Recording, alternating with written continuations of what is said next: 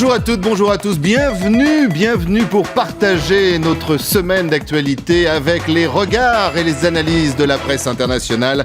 A commencer cette semaine par monsieur Mustapha Tossa. Bonjour Mustapha. Bonjour Christophe. Et également sur ce plateau, monsieur Philippe Turle. Bonjour Philippe. Hello Christophe. Et puis sourire également cette semaine, celui, parfois il est cruel, d'Anna Navarro Pedro. Bonjour. Et puis complice de chaque semaine, vous le connaissez, c'est monsieur Éric Scholl. Bonjour cher Éric. Bonjour Christophe. Alors cette semaine, on a beaucoup parlé de la France dans la presse internationale, d'engagement même. La France qui s'engage dans la guerre, François Hollande qui s'engage à ne rien changer, mais surtout à rester. Valls qui s'engage, lui, à réformer, et un certain Nicolas Sarkozy qui s'engage sur la voie de la reconquête. Mais avant tout, mesdames, messieurs, nous sommes en guerre. Je pense qu'il y a toujours des risques à prendre des responsabilités. Je les ai réduits au minimum, ces risques. En revanche, il y a toujours de la grandeur à pouvoir atteindre le terrorisme. Car ce terrorisme-là n'est pas propre au Moyen-Orient, il nous menace. Voilà, François Hollande l'avait dit, on reviendra bien sûr dans quelques minutes sur cette conférence internationale. La France qui frappe, la France qui n'ira pas sur le sol avec des troupes, mais la France qui s'engage. Le président Mustapha a dit « j'ai pris mes risques ». A-t-il pris véritablement tous ces engagements et surtout toutes les craintes potentielles qui peuvent arriver de cette décision de s'être investi dans cette guerre ?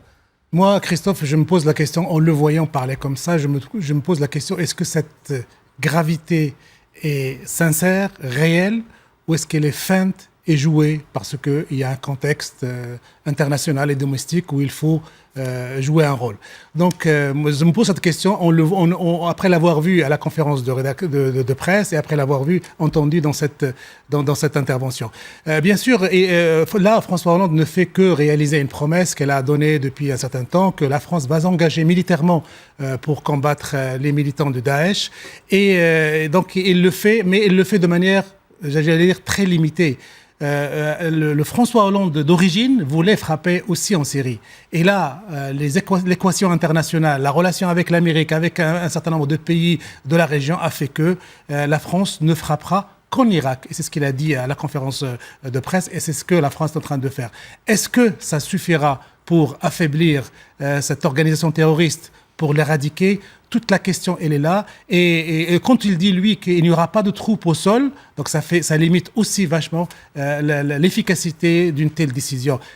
Sur le plan politique, c'est très important que la France s'engage, mais sur le plan de l'opérationnalité militaire, est-ce que ça va être efficace? Ça aussi, c'est une question qui se pose. Personne, et même à commencer par les Américains, ne veut retomber dans un bourbier. Sur cet engagement du chef de l'État qui engage la France dans une guerre contre le terrorisme, une guerre qui peut nous frapper sur notre sol. Anna, c'est un pari risqué, mais il fallait y aller. Je vous pose la question. En tout cas, si la France veut continuer à peser dans les affaires internationales, il faut bien qu'elle s'engage quand il y a des coalitions ou des opérations de cette envergure et de ce genre-là. D'autant plus que moralement, on est très loin, ou éthiquement, on est très loin du cas de figure des premières guerres en Irak, où la France était en opposition. Là, il ne semble pas avoir d'opposition, même dans l'esprit des Français. Et donc, l'état de la politique intérieure est tel.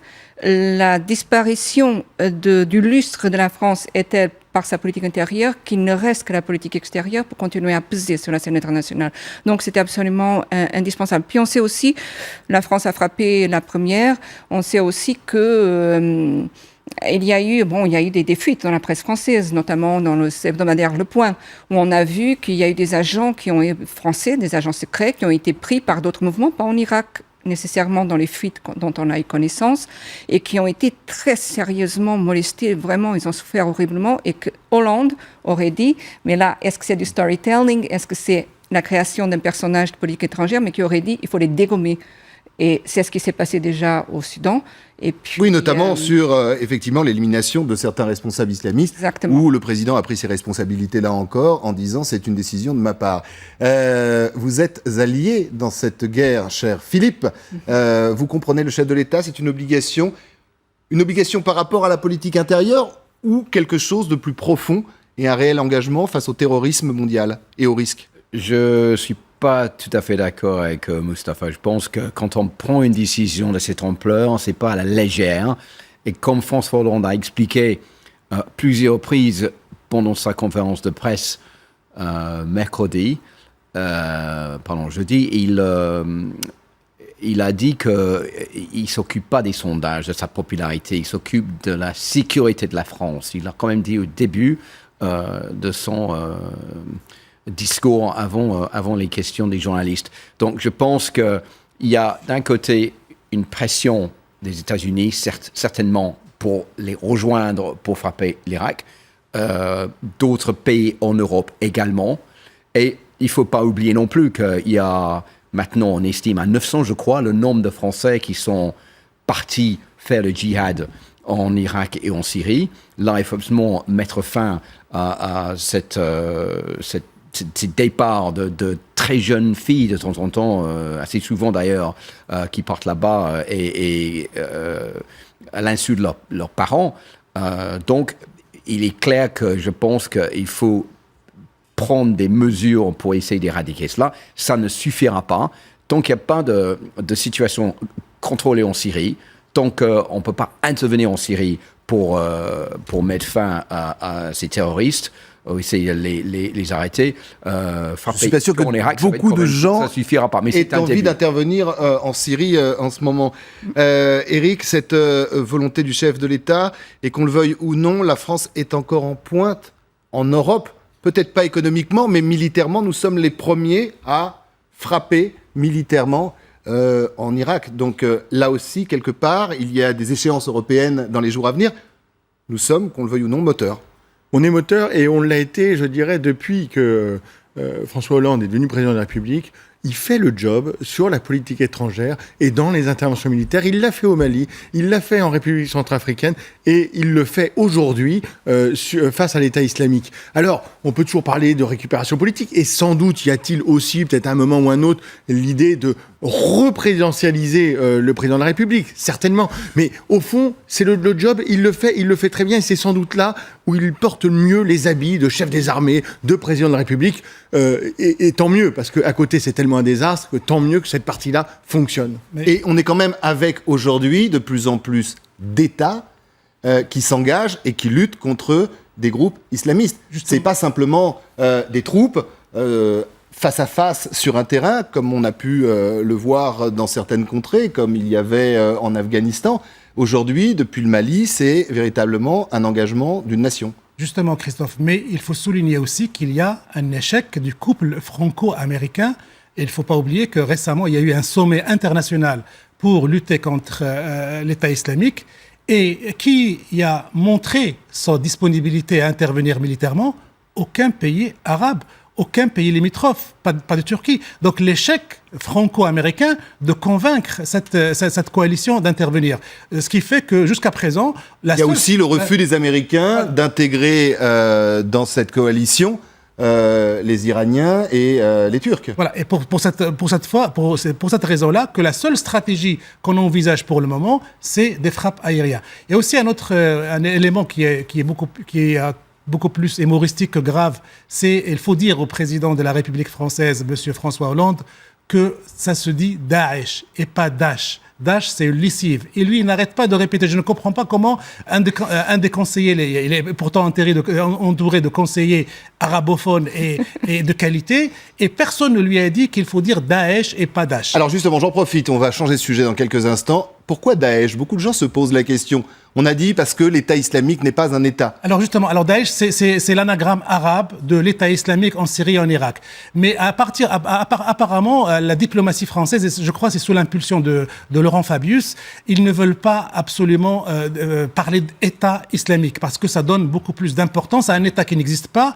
Et en plus, islamique, ça fait de la confusion totale. Donc ils préfèrent, je crois que le choix sémantique et politique a été de nommer Daesh justement pour éviter de parler de l'État islamique. Et puis, il ne faut pas oublier que quand on parle d'État islamique, c'est une manière de séduire aussi et d'impacter les jeunes qui consomment cette information et qui se disent, tiens, il y a un État islamique qui est en train de défier le monde, pourquoi ne pas aller le rejoindre, pourquoi ne pas écouter son discours. Donc, je crois qu'il était très pertinent et très sage de la part de la diplomatie française de vouloir absolument l'appeler comme ça et pas État islamique. Alors, on revient sur le chef de l'État et ce rendez-vous incontournable avec les Français et la presse, le 4e depuis le début de ce quinquennat.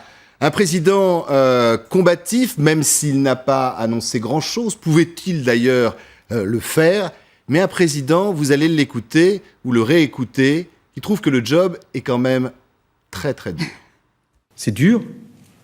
C'est dur d'imposer à ses proches la vie ici.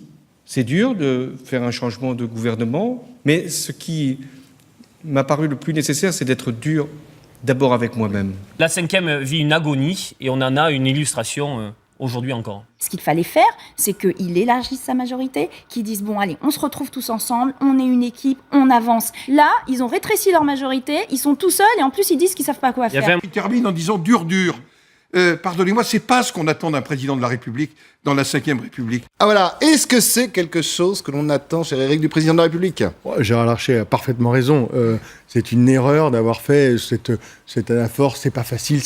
Non, le président. C'est le job. Il a été élu pour ça. Il a été élu pour ça. On peut pas dire que la situation, bien sûr, elle s'est aggravée, mais enfin, elle était déjà très dure lorsqu'il est arrivé. Il le savait, donc il prend ses responsabilités. La deuxième chose, c'est que cette conférence de presse, vous disiez il y a un instant, est ce moment incontournable. Eh bien non, au fond, il aurait pu l'éviter. Pourquoi aller faire une conférence de presse quand on n'a rien à dire, rien à expliquer? Et quand votre Premier ministre s'est mouillé... Premier ministre, quand la situation est catastrophique sur tous les niveaux, peut-être qu'il y a des meilleurs moments pour venir faire et annoncer des nouvelles choses. Parce que là, franchement, c'était un moment qui aurait pu être évité. C'est pour ça que c'était relativement ennuyeux. C'est pour ça aussi qu'on a vu beaucoup d'attaques sur les journalistes. On accusait les journalistes de pas poser les bonnes questions. Enfin, c'est totalement surréaliste. On va laisser place au journal. Il reste 25 secondes, cher Philippe, 25 secondes.